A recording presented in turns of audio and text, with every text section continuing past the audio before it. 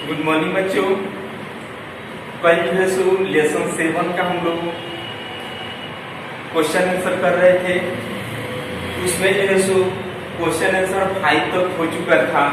आज जो है सो 6 नंबर से उसमें क्वेश्चन के आंसर करने का प्रयास करेंगे और उसका आंसर जानेंगे। देखिए 6 नंबर क्वेश्चन दिया है, सूक्ष्म जीव हमारे मित्र हैं कैसे। जो सूक्ष्म छोटे छोटे जीव होते हैं वो क्या क्या चीज को बनाने में मतलब हम लोग को सहायता करते हैं, ठीक है, उसके बारे में आंसर जानना है।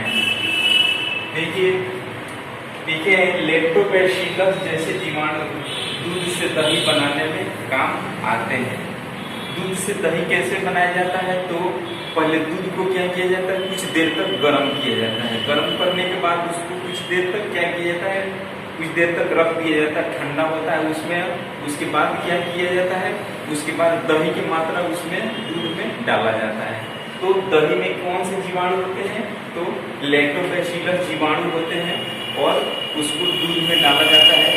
दूध को कुछ देर तक उसको छोड़ देने से उसको क्या हो जाता है, उसमें चारों तरफ दूध में लैक्टोबैसिलस जीवाणु जो होते हैं दूध को सक्रिय कर देते हैं। जब सक्रिय कर देते हैं तो क्या हो जाता है, टोटल जो दूध होता है वो दही में परिवर्तन हो जाता है, ठीक है। तो उसमें जो होते हैं जीवाणु लैक्टोबैसिलस जीवाणु क्या होते हैं, मददगार होते हैं, ठीक है। उसके बाद लिखना है इसमें कि जीवाणुओं का उपयोग हम ब्रेड केक आदि बनाने में करते हैं, ठीक है। जो ब्रेड बनता है, केक आदि जो बनता है उसमें भी क्या होता है, उसमें भी ईस्ट कवक जो होते हैं जीवाणु उसका उपयोग किया जाता है, तभी मतलब ब्रेड बन पाएगा, ठीक है। उसके बाद इसमें लिखना है कि जीवाणु खेतों के मिट्टी की उर्वरकता बढ़ाने में भी मददगार होते हैं। जैसे खेतों में जो होते हैं, जो वर्षा के माध्यम से नाइट्रोजन जो होते हैं वर्षा के माध्यम से फसल में प्रवेश करते हैं, वो क्या होते हैं, वो फसल में प्रवेश करने के बाद उसमें होते हैं राइबोजोबियम की क्या होते हैं, जीवाणु होते हैं। वो इस जीवाणु जो नाइट्रोजन को क्या करते हैं, नाइट्रोजन को स्थिरीकरण करते हैं, नाइट्रोजन की स्थिरीकरण करके और क्या करते हैं, मिट्टी को उपजाऊ बनाते हैं। और मिट्टी को जैसे ही उपजाऊ बनाएंगे तो फसल का उत्पादन क्या होगा, फसल के उत्पादन काफी अधिक होगा, ठीक है। तो उसमें भी क्या होते हैं, जीवाणु मददगार होते हैं, ठीक है। एल्कोहल के पदार्थ बनाने में जीवाणु का उपयोग किया जाता है। जो भी एल्कोहल बनता है उसमें भी क्या होता है, क्यूबन विधि के द्वारा उसको बनाया जाता है, उसमें भी क्या किया जाता है, उसमें भी जीवाणु का उपयोग किया जाता है। उसके बाद पर्यावरण को स्वच्छ रखने में भी इनका उपयोग किया जाता है। पनीर, दही तथा अन्य पदार्थ में इसका उपयोग किया जाता है। इसी प्रकार सूक्ष्म जीव हमारे मित्र हैं, ठीक है। तो इसका आंसर हम लोग जान चुके, इसको आप लोग हेल्थ बुक में विस्तार पूर्वक लिख लीजिए। उसके बाद 7 नंबर क्वेश्चन का आंसर जानने का प्रयास करते हैं।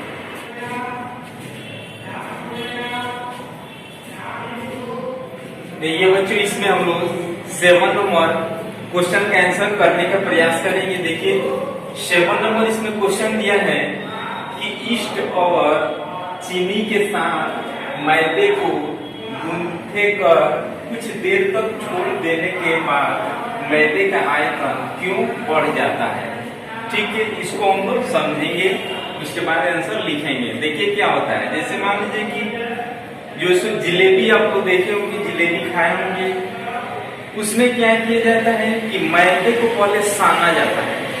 मैदे को सान करके उसमें सानते समय में उसमें क्या किया जाता है, उसमें खावा सोडा जिनको बोलते हैं, उसमें क्या होता है, ईस्ट कवक होते हैं। जब खावा सोडा उसमें डाला जाता है उस मैदे में, ठीक है, तो उसको पूरे सान करके क्या किया जाता है, पूरे सान करके कुछ देर तक उसको छोड़ दिया जाता है। छोड़ देने से क्या होता है, उसमें जितने कवक होते हैं उस मैदे को पूरा सक्रिय कर लेते हैं। जब सक्रिय करते हैं तब कुछ देर के बाद उसको क्या करते हैं, उसको तेल में छानते हैं तो क्या होते हैं, उसका आयतन जो होते हैं बढ़ने लगते हैं।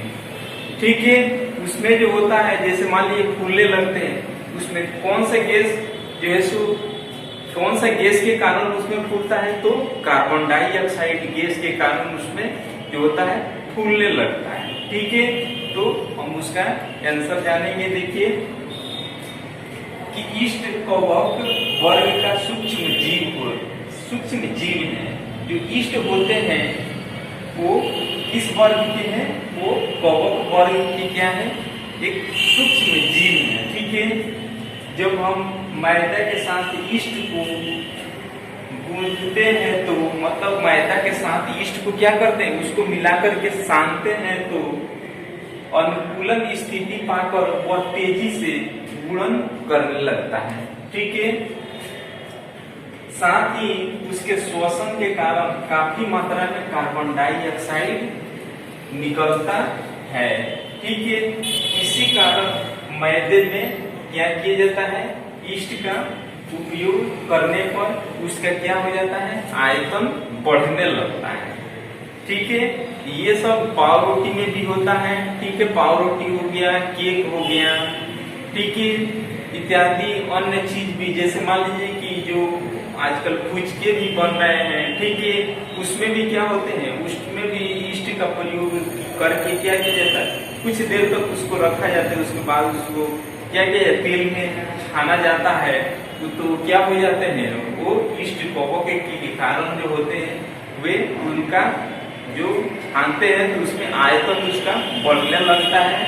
ठीक है, तो हम लोग 7 नंबर तक क्वेश्चन आंसर जान चुके, और कल जो वीडियो बनेगा इसके आगे हम लोग क्वेश्चन का आंसर करने का प्रयास करेंगे। और जो है सो मान लीजिए कि इसके पहले जो है सो जितना भी पढ़ा चुके हैं लेसन 7 का पहले, आप लोग उसको फेयर की कॉपी में अच्छा पूर्वक बनाइएगा, और जो है सो उसमें क्वेश्चन का आंसर जो है सो समझने का भी प्रयास कीजिएगा। और जब स्कूल खुलेगा तो आप लोग को फेयर का कॉपी चेक होगा उसमें, और सबका जो है सो कितना लेसन तक बना हुआ है सबका विस्तार पूर्वक चेक होगा। ठीक है, इसको भी आप लोग फेयर की कॉपी में अच्छा पूर्वक नोट कीजिएगा। तब तक के लिए धन्यवाद।